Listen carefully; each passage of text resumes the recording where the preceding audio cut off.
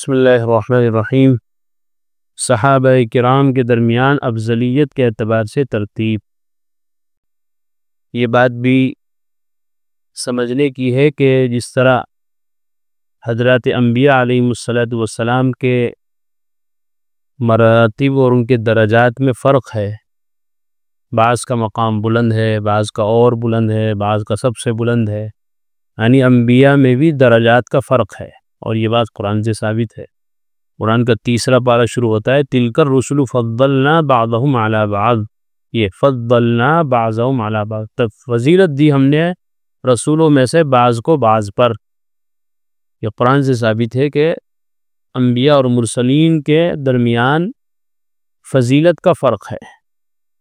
پھر آگے آیا مِنْهُمْ مَنْ كَلَّمَ اللَّهُ، ان میں سے کچھ ایسے ہیں کہ جن سے اللہ نے بات کی، جیسے کہ حضرت موسیٰ، کچھ ایسے جن کو آسمان پر زندہ اٹھا لیا، حضرت عیسیٰ۔ تو اسی طرح یہ افضلیت ہے اور یہ ان کے درمیان فرق مراتب ہے۔ اسی طرح حضرات صحابہ میں بھی افضلیت کے اعتبار سے ترتیب ہے۔ ابوبکر صدیق رضی اللہ تعالیٰ عنہ اس امت میں نبی کے بعد سب سے افضل ہے، اس کے بعد حضرت عمر، پھر حضرت عثمان، پھر حضرت علی۔ تو یہ ترتیب ہے، اور اس ترتیب کو جاننا، سمجھنا، ماننا ہی عقیدے کی سلامتی ہے۔ کسی کو دوسرے پر فضیلت دینا یا کسی کو کسی سے افضل کہنا، اس ترتیب کے خلاف یہ دین کے اندر غلو اور زیادتی ہے۔ اس لیے کہتے ہیں علماء اہل سنت والجماعت کا اس پر اتفاق ہے کہ نبی اکرم صلی اللہ علیہ وسلم کے وصال کے بعد حضرت ابوبکر صدیق رضی اللہ عنہ تمام امت میں سب سے افضل ہے۔ آپ کے بعد حضرت عمر، پھر حضرت عثمان، پھر حضرت علی رضی اللہ عنہم۔ یہ ترتیب ہے صحابہ کے افضلیت کی، اور یہی خلافت کی بھی ترتیب ہے۔ خلیفہ بھی سب سے پہلے ابوبکر ہیں، پھر حضرت عمر ہیں، پھر حضرت عثمان ہیں، پھر حضرت علی۔ پھر باقی عشرہ مبشرہ، عشرہ مبشرہ وہ 10 صحابہ جن کو جنت ہی میں، دنیا ہی میں اللہ کے نبی صلی اللہ علیہ وسلم نے ایک ہی مجلس کے اندر جنت کی خوشخبری سنائی۔ ایک ہی مجلس میں دنیا میں جیتے جی جن 10 صحابہ کو آپ صلی اللہ علیہ وسلم نے جنت کی خوشخبری سنائی، ان کو عشرہ مبشرہ کہتے ہیں۔ ان عشرہ مبشرہ میں سے ان 10 میں سے 4 تو یہی ہیں، ابوبکر، عمر، عثمان، علی، 4 یہ ہو گئے رضی اللہ عنہ۔ ان کے علاوہ 6 اور ہیں، حضرت طلحہ، حضرت زبیر، حضرت سعد اور حضرت سعید، حضرت عبد الرحمن ابن عوف اور ابو عبیدہ ابن الجراح۔ یہ 6 اور یہ 4، 10 ہو گئے۔ پھر اہل بدر، ان عشرہ مبشرہ، ان 10 جنتی صحابہ کے بعد پھر کس کا مرتبہ ہے؟ صحابہ میں اہل بدر، وہ لوگ جو غزوہ بدر میں شریک ہوئے ہیں، شامل رہے ہیں، پھر ان کا مقام ہے، قرآن میں ان کی مغفرت کا اعلان ہے۔ پھر اہل احد، اہل بدر کے بعد پھر اہل احد۔ احد کے بارے میں بھی پڑھ کے آئے ہیں کہ غزوہ احد میں جو صحابہ شریک ہوئے ہیں، شامل ہوئے ہیں، ان کا مقام بلند ہے۔ پھر باقی اہل بیعت الرضوان، پھر باقی وہ صحابہ جو بیعت رضوان میں شریک تھے۔ بیعت رضوان اس بیعت کو کہتے ہیں جب آپ صلی اللہ علیہ وسلم عمرے کی نیت سے مکہ جا رہے تھے تو راستے میں آپ کو روک دیا گیا، جہاں حدیبیہ کے مقام پر، جہاں صلح حدیبیہ ہوئی ہے، تو حضرت عثمان کو آپ نے مذاکرات کے لیے مکہ بھیجا تھا کہ ذرا بات چیت کر کے آؤ، مکہ والے کیا چاہ رہے ہیں۔ تو جب مذاکرات کے لیے گئے تو جھوٹی خبر یہ اڑا دی گئی کہ حضرت عثمان کو مکے والوں نے شہید کر دیا۔ جھوٹی خبر اڑا دی ایسے ہی۔ بہت سے لوگ ہوتے ہیں جھوٹی باتیں پھیلاتے ہیں تاکہ سامنے والی پارٹی کیا ہو جائے، غضبناک ہو جائے، غصے کے اندر بھڑک جائے، الٹا سیدھا کچھ بھی کر دے۔ اس لیے قرآن کہتا ہے کہ ہر سنی بات پر بھڑک نہیں جانا چاہیے، تحقیق کر لینی چاہیے، کہیں ایسا نہ ہو تم وہ خبر سن کے اور اپنا نقصان کر بیٹھو اور بعد میں پتہ چلے کہ وہ بات تو غلط تھی۔ تو اس بات پر عمل کرنے سے پہلے تحقیق کر لو کیا یہ بات جو آئی ہے یہ بات صحیح بھی ہے کہ نہیں ہے۔ لیکن بہرحال آپ صلی اللہ علیہ وسلم کو یہ افواہ ملی کہ حضرت عثمان شہید ہوگا، تو آپ صلی اللہ علیہ وسلم نے جتنے صحابہ آپ کے ساتھ شریک تھے سب سے بیعت لی۔ اس کو کہتے ہیں بیعت رضوان، بیعت جہاد اس کو کہتے ہیں۔ آپ صلی اللہ علیہ وسلم نے تمام صحابہ سے کہا کہ ہم خون عثمان کا بدلہ لیے بغیر نہیں جائیں گے، سب کے سب مر جائیں گے لیکن حضرت عثمان کا بدلہ لے کر جائیں گے، ہم لڑیں گے کافروں سے۔ انہوں نے ہمارے آدمی کو، ہمارے سفیر کو کیوں مارا؟ یہ دیکھیے اس سے کیا پتہ چلا کہ آپ صلی اللہ علیہ وسلم عالم الغیب نہیں ہیں۔ جب حضرت عثمان شہید نہیں ہوئے اور اگر آپ کے پاس علم غیب ہوتا تو آپ کو پتہ چل جاتا کہ یہ خبر جھوٹی ہے، آپ کو بیعت لینے کی کیا ضرورت تھی؟ آپ نے تمام صحابہ سے جہاد کی بیعت لے لی۔ سورہ فتح کے اندر اس کا پورا واقعہ ہے، لقد رضی اللہ عن المؤمنین، اللہ راضی ہو گیا ان ایمان والوں سے، اذ یبایعونک تحت الشجرہ، جو درخت کے نیچے آپ کے ہاتھ پر بیعت کر رہے تھے۔ دیکھیے اگر آپ صلی اللہ علیہ وسلم عالم الغیب ہوتے تو آپ کو پتہ چل جاتا کہ عثمان شہید نہیں ہوئے، جھوٹی خبر اڑائی ہے کسی نے، لیکن آپ کو خبر ملی تو آپ نے تمام صحابہ سے بیعت کی کہ ہم سب لڑ کے جائیں گے، عثمان کا بدلہ لے کے جائیں گے۔ کتنی بڑی دلیل ہے اس بات کی کہ آپ صلی اللہ علیہ وسلم عالم الغیب نہیں ہے، عالم الغیب صرف اللہ کی ذات ہے، اس کے علاوہ کوئی اور ہستی عالم الغیب نہیں ہے۔ جو یہ عقیدہ رکھے تو گویا وہ اللہ کی صفات میں، اللہ کی صفت میں کسی دوسرے کو شریک کر رہا ہے، مشرک ہے، وہ ذاتی مشرک نہ صحیح لیکن صفاتی مشرک ہے، اللہ کی ذات میں نہیں لیکن اللہ کی صفات میں وہ نبی کریم صلی اللہ علیہ وسلم کو شریک سمجھ رہا ہے، تو یہ بھی شرک فی الصفات ہے۔ لیکن کہاں کوئی مانے، الٹی سیدھے دلیلیں، الٹی سیدھی تعویلیں، الٹی سیدھی غلط فہمیاں تو بیان کر دیں گے لوگ، لیکن صحیح سچی بات ماننے کو تیار نہیں ہے۔ اور ایسے کتنے ہزاروں واقعات اللہ کے نبی صلی اللہ علیہ وسلم کی زندگی میں آئے ہیں کہ آپ کو پتہ بھی نہیں۔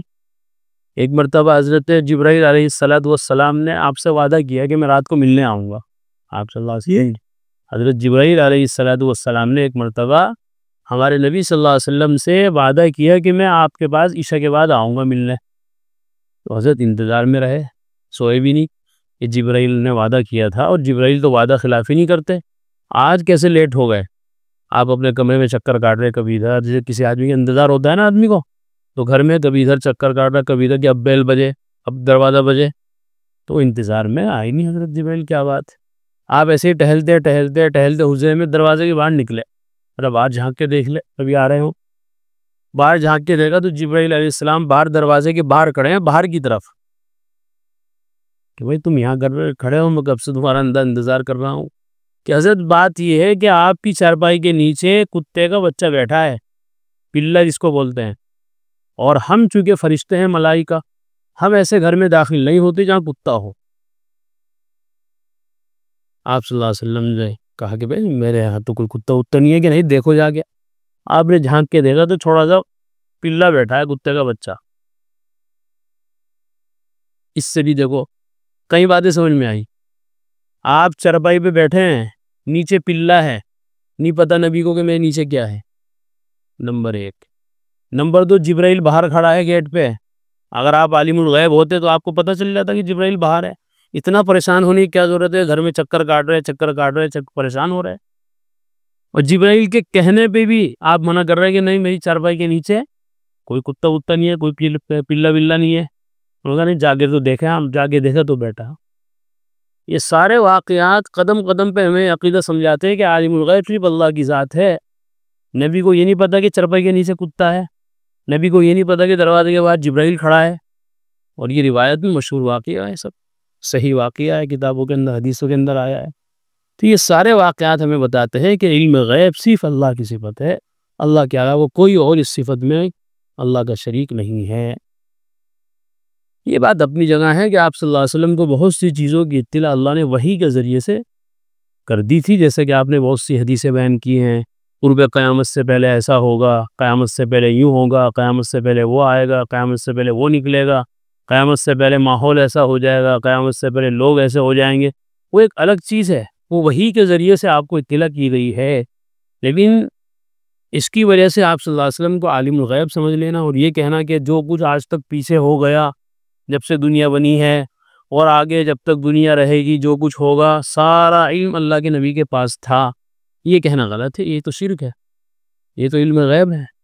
یہ تو ہم بھی مانتے ہیں کہ اللہ تعالیٰ نے اپنے نبی کو بہت ساری غیب کی چیزوں کا علم دے دیا تھا، لیکن یہ سمجھنا کہ سارا جو آج تک ہوا ہے پیچھے جو قیامت تک ہوگا سارے چیزوں کا علم اللہ کے نبی کے پاس تھا، یہ غلط۔ اس واقعے سے پتہ چل گیا کہ اللہ کے نبی صلی اللہ علیہ وسلم صحابہ سے بیعت لے رہے ہیں جہاد کی، لڑائی کی، اور عثمان تو زندہ ہے مکے میں، پھر بعد میں پتہ چلا وہ آ گئے واپس. اور یہ واقعہ میں نے آپ کو بھی بتایا، یہ مشہور واقعہ ہے، حدیثی کتابوں میں آتا ہے. اور کتنے بے شمار واقعے ہیں. آپ ایک غزوے میں گئے، راستے میں واپس آ رہے تھے تو جب تمام صحابہ تمام لشکر والے اپنی ضروریات سے فارغ ہو گئے، سب نے اپنے اونٹ بٹھا دیے، سواریاں بٹھا دی، پھر آرام کر کے چلنے کا نمبر آیا، سب لوگوں نے اپنی اپنی سواریاں اٹھا دی کہ بس چلو چلو چلو چلو. آپ صلی اللہ علیہ وسلم نے بھی اپنی سواری اٹھائی کہ بھائی چلو.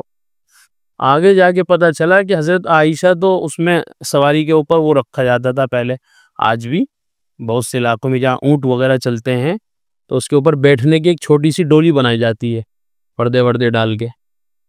تو دیکھا کہ حضرت عائشہ نہیں ہے. حضرت عائشہ کہاں گئی؟ اللہ کے نبی بڑے پریشان، کہاں عائشہ کہاں عائشہ کہاں عائشہ. وہ مشہور واقعہ ہے کہ پھر منافقین نے تہمت لگائی حضرت عائشہ پر. وہ سورہ نور کے اندر 10 آیتیں اللہ نے نازل فرمائی کہ نہیں، منافقین جھوٹے ہیں، عائشہ تو بہت پاک صاف ہیں، سچی ہیں، بالکل پاک دامن ہیں. اب دیکھیے نبی پریشان ہیں، مہینوں گزر گئے اس بات کو. خود کبھی حضرت ابوبکر کے پاس جاتے ہیں، کبھی حضرت عمر کے پاس جاتے ہیں، کبھی حضرت علی سے مشورہ کرتے ہیں کہ علی تمہاری کیا رائے ہے عائشہ کے بارے میں، کہ عائشہ نے ایسا کیا ہوگا. نبی عالم الغیب اگر ہوتے تو کسی سے پوچھنے کیا، ان کو تو پتہ ہونا چاہیے کہ عائشہ نے کیا نہیں کیا. لیکن آپ اتنے پریشان تھے، اتنے اس بات کو لے کے آپ سنجیدہ ہو گئے تھے کہ حضرت عائشہ سے بولنا بھی بند کر دیے اور وہی کا انتظار کر رہے ہیں کہ دیکھو اللہ کیا فیصلہ کرتے ہیں. اگر آپ عالم الغیب ہوتے تو آپ کو اپنی بیوی سے بولنا چھوڑنے کی کیا ضرورت تھی؟ ابو بکر سے، عمر سے، علی رضی اللہ عنہ سے مشورہ کرنے کی کیا ضرورت تھی؟ اور حضرت علی نے تو بڑا سخت مشورہ دیا تھا. انہوں نے فرمایا کہ اللہ کے نبی آپ کے پاس عورتوں کی کمی ہے، طلاق دے دیں آپ عائشہ کو، بہت ساری عورتیں آپ پر قربان ہونے کے لیے تیار ہیں. اتنا سخت مشورہ دیا. اسی لیے حضرت عائشہ اور حضرت علی کی موت تک انبن رہتی تھی. ان کو پتہ چل گیا بعد میں کہ علی نے میرے بارے میں، جب وہ تہمت لگی تھی مجھ پر، میرے بارے میں رسول اللہ صلی اللہ علیہ وسلم کو یہ مشورہ دیا تھا کہ آپ چھوڑ دیں، عائشہ جیسی ہزاروں مل جائیں گی، آپ کیوں ٹینشن لے رہے ہیں. تو حضرت عائشہ کو پتہ چل گیا کہ علی نے میرے بارے میں نبی صلی اللہ علیہ وسلم کو یہ رائے دی تھی، چنانچہ ان کی ہمیشہ ان سے انبن رہتی تھی. تو اتنی بڑی بات آپ خود دیکھ لیں. معاشرے کے اندر اگر کوئی شوہر کسی بیوی کا شوہر کو کوئی مشورہ دے کہ تم اپنی بیوی کو چھوڑ دو، تو وہ بیوی آپ سے منہ لگے گی؟ آپ سے وہ لوگ تعلق رکھیں گی؟ خیر وہ پاکیزہ لوگ تھے، سچے لوگ تھے. تو دیکھیے نبی پریشان ہے اور یہ نہیں پتا کہ گھر میں جو بیوی ہے اس پر الزام لگا ہے. مشورہ کر رہے ہیں صاحب سے کیا کرنا چاہیے کیا کرنا چاہیے کیا کرنا چاہیے. حضرت عمر نے مشورہ دیا کہ نہیں اللہ کے نبی، یہ نکاح آپ نے خود کیا یا اللہ نے کرایا ہے؟ کہ بھئی میں نے تو نہیں کیا، اللہ کی طرف سے حکم تھا، اس لیے میں نے نکاح کیا تھا عائشہ سے. اب بس پھر آپ بے فکر رہے ہیں. اللہ تعالیٰ اپنے نبی کو فاحشہ اور بدکار عورت نہیں دے سکتے. ہم جب اپنے لڑکے کے لیے کوئی لڑکی دیکھنا جاتے ہیں تو 10 لوگوں سے پوچھتے ہیں اور 10 ان کے گھر کے چکر لگاتے ہیں، ان کے حالات کا پورا جائزہ لے لے کے پھر جا کے اپنے بیٹے کی بہو لینے جاتے ہیں. تو اللہ تعالیٰ اپنے نبی کو، پاکیزہ نبی کو، سب سے بڑے نبی کو ایسی عورت دے دیں گے جو اس طرح کی حرکت کرے گی؟ یہ حضرت عمر نے فرمایا تھا. اور بے شمار واقعات ہے، کس کس کو بیان کیے جائے. ایک واقعہ ایسا بھی ہے کہ آپ صلی اللہ علیہ وسلم سفر میں تھے تو حضرت عائشہ رضی اللہ تعالیٰ عنہ پیشاب کرنے گئی تو ان کے گلے کا ہار گر گیا.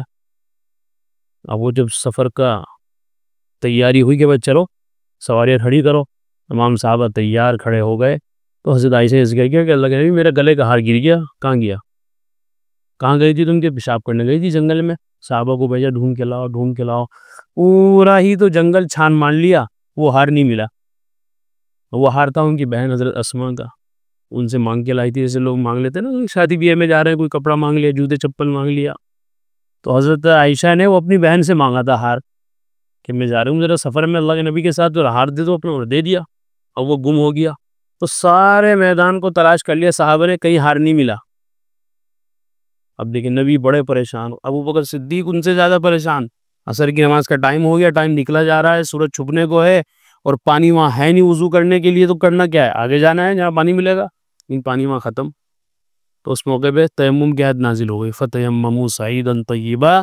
اگر کبھی ایسی ضرورت پیش آ جائے، ایسی صورت پیش آ جائے کہ پانی نہ ہو تو پھر تیمم کر لیا کرو. چنانچہ خیر حضرت عائشہ کے اس واقعے کی برکت سے امت کو تیمم مل گیا. ایک بہانہ بنانا تھا اللہ کو. تو وہ ہار کہاں سے ملا؟ جب حضرت عائشہ رضی اللہ عنہا کا اونٹ ہلایا گیا، اس کو کھڑا کیا گیا چلنے کے لیے، دیکھا اونٹ کے نیچے پڑا ہے ہار. اور اللہ کے نبی صلی اللہ علیہ وسلم پورے جنگل میں ڈھونڈوا رہے ہیں، صحابہ سے تلاش کروا رہے ہیں، اور ہار کہاں ہیں؟ وہیں ان کے پیروں کے نیچے پڑا ہے، اونٹ کے نیچے۔ تو یہ سارے واقعات سے پتہ چلتا ہے کہ آپ صلی اللہ علیہ وسلم عالم الغیب نہیں ہیں۔ ٹھیک ہے، اللہ کے نبی صلی اللہ علیہ وسلم کو اللہ نے بہت ساری غیب کی چیزوں کی اطلاع دے دی تھی، وہ ہم بھی مانتے ہیں، لیکن جتنے کی آپ کو اطلاع دی تھی آپ اتنا ہی جانتے تھے، اس سے 1% زیادہ نہیں۔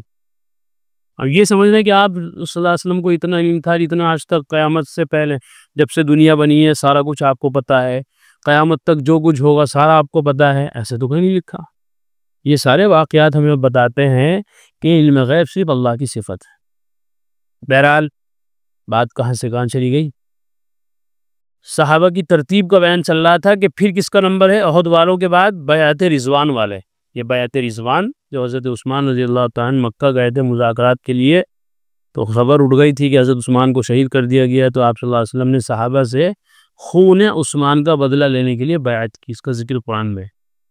پھر باقی تمام صحابہ کرام رضی اللہ عنہ بیعت رضوان میں جو لوگ شریک تھے، ان کے بعد جو اور صحابہ تھے پھر بعد میں ان کا مرتبہ ہے۔ تو یہ مرتبے کی ترتیب یاد رکھنی چاہیے کہ امت میں سب سے افضل ابو بکر، پھر حضرت عمر، پھر حضرت عثمان، پھر حضرت علی، اور پھر ان کے بعد باقی بچے 6 وہ لوگ جو جن کو اللہ نے دنیا ہی میں اللہ کے نبی صلی اللہ علیہ وسلم کی زبانی جنت کی خوشخبری سنائی، بتایا بھی کہ 4 تو یہی ہیں، 6 اور ہیں۔ پھر بدر والے جنہوں نے غزوہ بدر میں شرکت کی، پھر احد میں شرکت کرنے والے، پھر یہ بیعت رضوان کرنے والے، پھر باقی صحابہ۔ تو اسی طرح ترتیب سے صحابہ کی فضیلت ثابت ہے۔ اللہ تعالی ہم سب کو دین کا فہم عطا فرمائے۔ وآخر دعوانا الحمدللہ۔ قرآن کریم میں اللہ تعالیٰ فرماتے ہیں الا بذکر اللہ تطمئن القلوب، کہ سن لو، اچھے سے سمجھ لو، اللہ تعالیٰ کے ذکر ہی سے دلوں کو اطمینان نصیب ہوتا ہے۔ یعنی اللہ تعالیٰ کے جو انعامات و احسانات و اس کی نوازشیں ہم پر ہیں، اگر ہم ان کو یاد کریں گے تو ہمارے بے قرار دل کو قرار آ جائے گا، سکون مل جائے گا۔ اگر ہم چاہتے ہیں کہ ہمارے دلوں میں سکون آئے، اطمینان نصیب ہو، تو اس کا ایک واحد علاج اور ایک بہترین دوا یہ ہے کہ ہم فوراً اللہ کے ذکر میں مشغول ہو جائیں۔